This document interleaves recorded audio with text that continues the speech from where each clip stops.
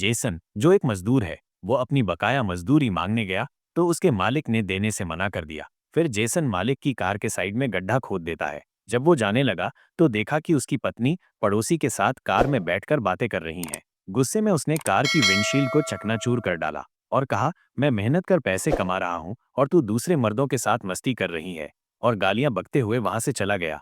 वो जल्दी से स्कूल गया और अपने बेटे को लेकर अपने दोस्त के घर चला गया और उससे कहा कि वो कुछ हफ्ते यहीं ठहरेगा। लेकिन उसके बेटे को अपने माता पिता की स्थिति का कोई अंदाजा नहीं था। बाद में जेसन घर लौटा, सामान समेटा और पत्नी से तलाक की बात की और वो बेटे की कस्टडी लेने का फैसला किया। इसी को लेकर दोनों के बीच झगड़ा हो गया।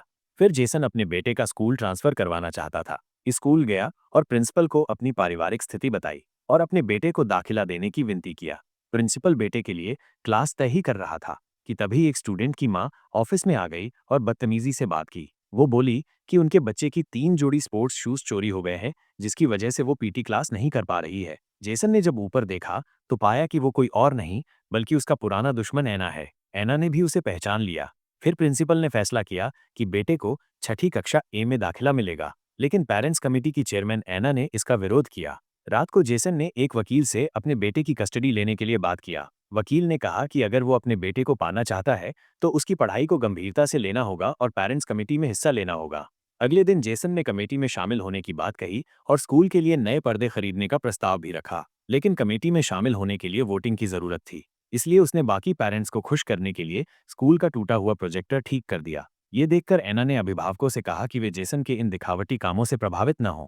तभी कक्षा में एक बच्चे ने शीशा तोड़ दिया। ये सुनते ही जेसन कक्षा से बाहर गया। जैसे ही जेसन बाहर निकला, एना ने इलेक्ट्रिक सोल्डरिंग आयरन चुपके से डेस्क पर रख दिया। जब जेसन ने टूटा हुआ शीशा देखा तो बच्चों को शांत रहने के लिए कहा, लेकिन एना ने मौके का फायदा उठाते हुए सारा इल्जाम जेसन के बेटे पर डाल दिया। जेसन ने विरोध किया, तभी उसके बेटे ने कहा कि शीशा मैंने ही तोड़ा है। फिर जेसन एकदम चुप हो गया। इसी दौरान कक्षा में आग लग गई है। जेसन तुरंत वापस दौड़ा और सोल्डरिंग आयरन की बिजली काट दी। फिर उसने सबके सामने अपनी लापरवाही की जिम्मेदारी ली। लेकिन एना ने तुरंत अभिभावक समिति में जेसन की सदस्यता के खिलाफ एक विरोध पत्र निकाला दिया, जिस पर सभी अभिभावकों ने जल्दी जल्दी दस्तखत कर दिए। बाद में जब जेसन कचरा फेंकने गया तो उसे डस्टबिन में एक जोड़ी स्पोर्ट्स शूज मिले। उसने वो जूते संबंधित अभिभावक को लौटा दिए। असल में वो जूते मोटे बच्चे ने जानबूझकर फेंके थे, क्योंकि उसका वजन ज्यादा था और वो खेलकूद से बचना चाहता था। वो नहीं चाहता था कि बच्चे उसका मजाक उड़ाएं। आखिरकार जेसन की समझदारी और धैर्य ने असर दिखाया।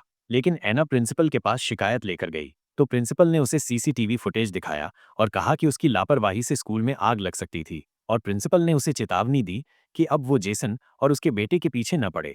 बाद में एना ने सभी माता पिता के सामने सफाई दी कि आग लगने की घटना के लिए जेसन जिम्मेदार नहीं था, लेकिन अभिभावक अब भी शीशा तोड़ने वाली बात से नाराज थे। तभी एना की बेटी कक्षा में आई और सच बताया कि शीशा मैंने तोड़ा था। अब सच्चाई सामने आ चुकी थी। अभिभावकों का नजरिया जेसन के प्रति बदल गया और उन्होंने उसे अभिभावक समिति में शामिल होने की अनुमति दे दी। रात को जेसन ने अपने बेटे से पूछा कि उसने झूठ क्यों बोला, तो उसने कहा कि उसने जानबूझकर झूठ बोला ताकि स्कूल उसे निकाल दे, क्योंकि वो वहां पढ़ना नहीं चाहता। यह सुनकर जेसन निराश हो गया। वो सोने ही वाला था कि तभी उसका मोबाइल लगातार वाइब्रेट करने लगा।